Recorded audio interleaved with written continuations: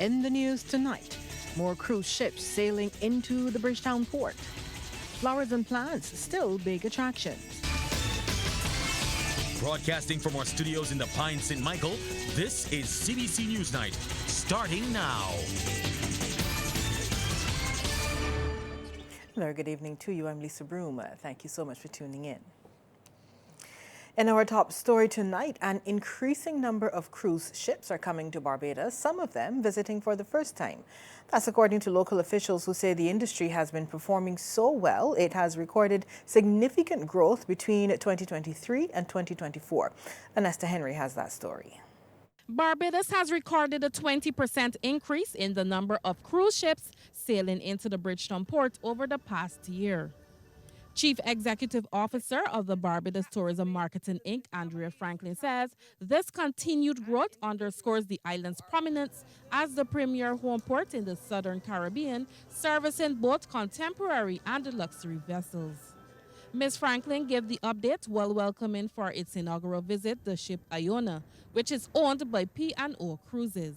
Between January and November of last year, we recorded 360 cruise calls, an increase of 61 calls compared to the same period in 2023, which had 299 calls. This 20% growth reaffirms our commitment to providing world-class services to cruise lines and passengers alike. Meanwhile, Ms. Franklin says the Iona, which has been sailing the high seas since 2021, stands as an example of modern cruise ship design, engineering, and sustainability. She says this visit is especially meaningful as it builds upon the strong and enduring relationship between Barbados and P&O Cruises. In 2023, as you may know, we had the pleasure of welcoming the Iona's sister ship, the Arvia, which we are well familiar with, to our shores. And even more remarkably, we hosted the christening of that ship in a truly unique beachfront ceremony here in Barbados. These milestones reflect the deep trust and collaboration between our country and your company, P&O Cruises. Thank you for your confidence in our island as a sought-after destination, which promises to captivate the visiting families, travel groups, couples, and individuals who are on board your ship. Captain Andrew Wolverson says just over 5,000 passengers are on board the inaugural 35-night Caribbean cruise. We set off from Southampton what seems quite a long time ago, and it's an amazing, amazing cruise that the guys are having a fantastic time. We look forward to doing this again in the future.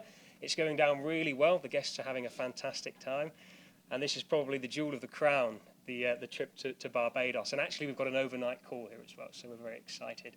Another first-timer, the majestic Princess cruise ship, will sail into the Bridgetown port on Tuesday.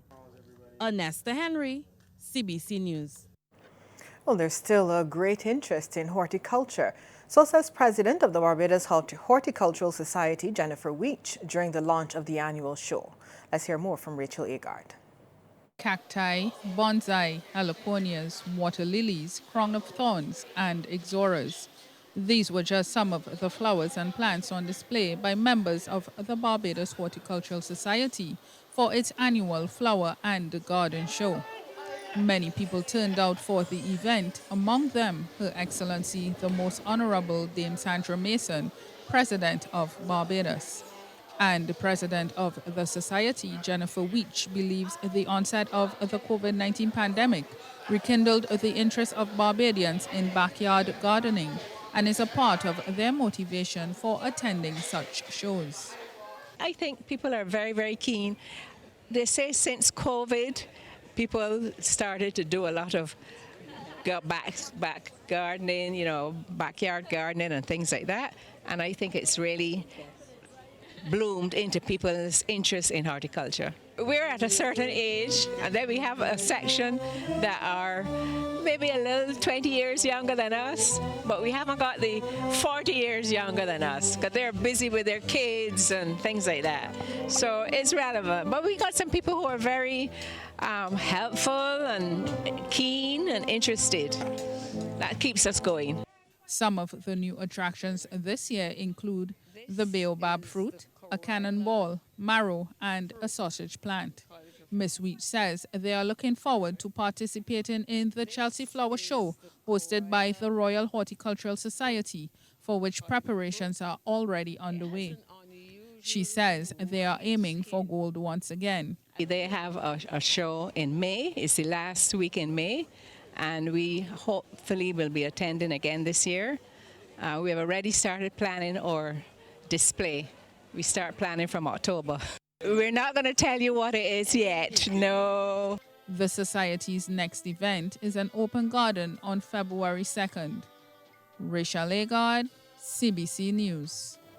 Local church Mount Zion Ministries in Rockdundo has promised to join the fight against crime and violence with a strategy to make a difference. Apostle Dr. Lucille Baird made the announcement during a special service held as part of the church's 30th anniversary celebrations. She says they intend to visit at-risk communities and have conversations with residents about doing the right thing and walking in the presence of God. I'm demonstrating to you today that Mount Zion Missions ain't talking because talk is cheap. But we're demonstrating that we're prepared to go into the places that have violence and crime under the power of the Holy Ghost and break the chains of crime and violence on our young men. And we ain't stopping. We will not stop carrying out the mandate of God, because the mandate of God is to go ye into all the world. Praise God. And we are not afraid to go into places that are predisposed to crime and violence, because if God is sending us, we're going. Dr. Baird noted that they have visited at-risk communities before, and between the months of February and March, they will return. We will continue to turn up in the violent areas and sit on the blocks and speak to the young men and tell them about the love of God. In fact, in February, we're going back to all the 22 places we've been. We're going back to where God sent us to touch the nations. 22 places we've been and more across Barbados. We're going back between February and March, and we're going to plummet the devil. And we're going to preach the gospel. And we're going to let the enemy know that we are not backing down. We've come to bring change to the nation of Barbados. During the service, a special plaque was unveiled in Dr. Baird's honor for her work with the church. And coming up on NewsNight, a call for more lions. President of the Lions Club of the Scotland District, Christina Smith, has called for the organization to strengthen its membership. She was speaking during a celebration at Illawarra Court to mark the club's 33rd anniversary of service. In her address, she highlighted the organization's progress made over the years while making a call for an increase in membership. She also says they can join forces with affiliate organizations to help those in need. I implore you to focus on strengthening our membership and community engagement. We, the members, are the driving force behind our club's success. When we invest in a strong and diverse membership, we can be reassured that we will have a wealth of skills and perspectives that will enrich our projects, initiatives, and shared passion for our service. Let's continue to join forces with our organizations that align with our vision and goals to expand our reach and influence, and to create a positive change whilst overcoming significant challenges and making transformative changes in our communities. Meanwhile, Council Chairperson of Multiple District 60, Barbados and the West Indies, Dr. Carlisle Goddard, says the organization needs to analyze and adapt to the modern problems that are facing society. Our communities have to change, so must we. We need to ensure that our service projects are relevant to the needs of today. Consider how we use technology, social media, and innovative fundraising methods to extend our reach. Think about partnering with local schools, businesses, and other organizations to run programs that tackle modern-day challenges such as mental health, homelessness, environmental sustainability, or support for local businesses. Incorporating the principles of Ubuntu, we should be asking ourselves, how can we uplift our communities through these challenges?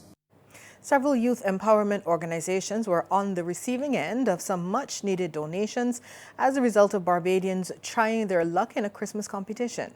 It was Sky Mall's Empowering Our Youth competition, which offered over $50,000 in cash and prizes. In the end, Jamie Cadogan was the grand prize winner, taking home $5,000 and another $5,000 donated to her selected charity, the Barbados Entrepreneurship Foundation's $20 challenge.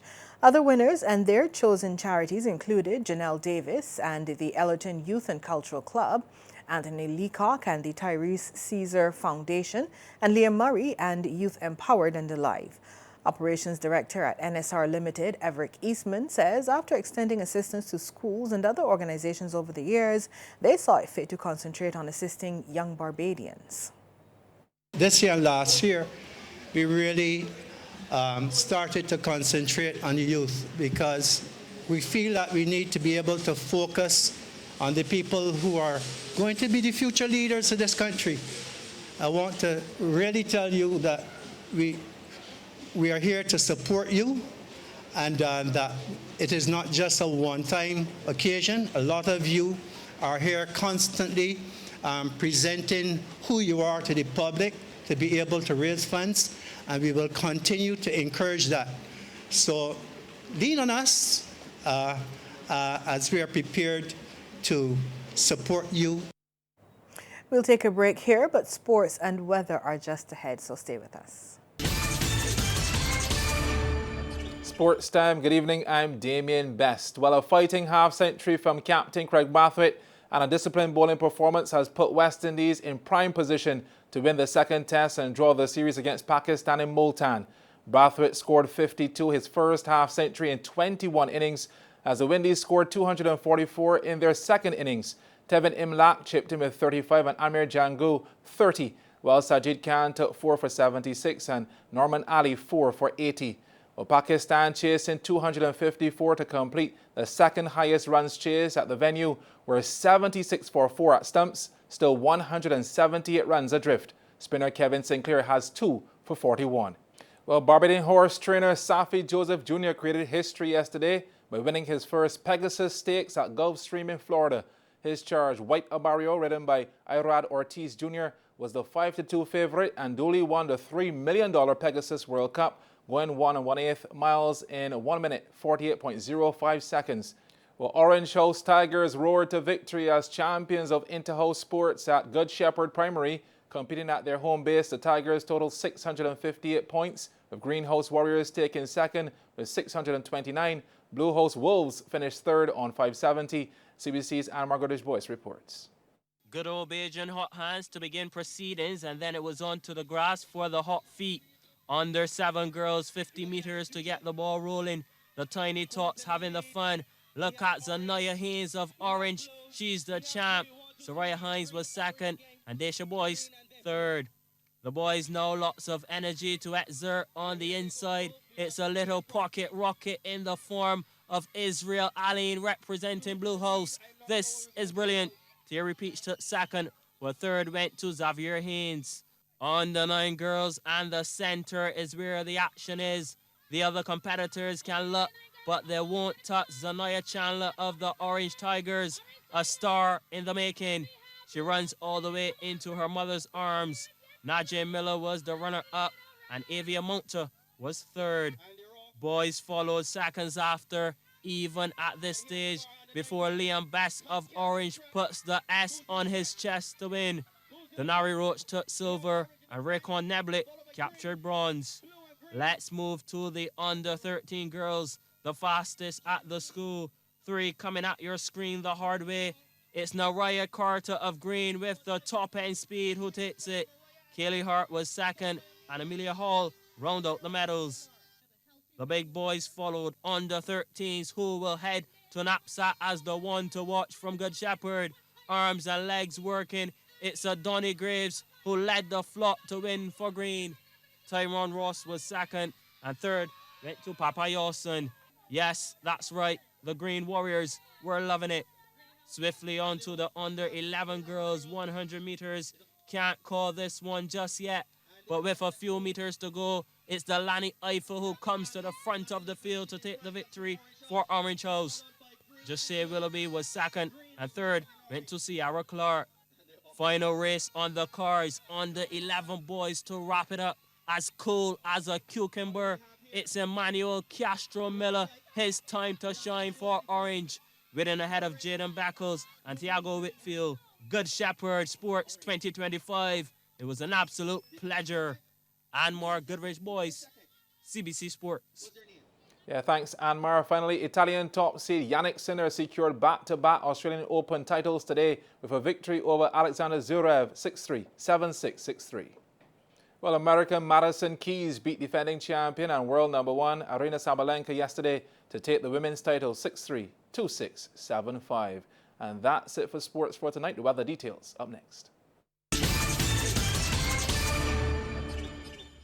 Good evening and welcome to the weather news. Well, the high-pressure system was our dominant feature today. We had a few light showers. Those winds are moderate to breezy across the region, and the seas, they are moderate to rough in open water. We do have a small craft as well as high surf advisory in effect. The maximum temperature today was 29 degrees Celsius, the minimum 23 degrees. At present, the temperature stands at 26 degrees Celsius. The relative humidity 77%. The winds are coming in from the east. We take a look now at our satellite feed, where the high-pressure system was our dominant feature. As a result, we had just a few light showers. We had up to 6.6 millimeters of rainfall. And that satellite feed is coming up shortly, where I can tell you that the winds across the region, they are moderate to breezy at this time. Now, the seas, they are above normal, moderate to rough in open water, with swells peaking at 3 meters. We do have that small craft and high surf advisory in effect. Now, later on tonight, the high-pressure system will dominate. We are expecting a mix of clear and cloudy skies, along with just a few light showers. Further south, afternoon showers and thunderstorms prevailed across the Guianas. Over now in the Western Caribbean, there is a frontal boundary maintaining wet conditions across sections of the Bahamas as well as Cuba. There's also a trough system maintaining wet conditions over Hispaniola as well as Puerto Rico. That's our first look at the weather. After the break, we'll have the forecast. Welcome back. In the forecast for tomorrow, the sun is expected to rise at 6:25 and will set at 5:57. The first high tide is expected at 10 minutes after 3 in the early morning, the first low at 7:56 a.m. Now the seas, moderate to rough in open water with swells peaking at 3 meters. We are urging small craft operators as well as sea bathers to exercise caution. There is a small craft as well as high surf advisory in effect. The winds are coming in from the east and they're peaking at 45 kilometers per hour. For us here in Barbados tonight, the high-pressure system will dominate. We are expecting a mix of clear and cloudy skies, along with a few scattered light showers. And over the next 3 days, a mix of sunshine, clouds, and showers can be expected. Well, that's our news for tonight. On behalf of the entire team, thank you so much for joining us, and have a wonderful week ahead. Good night.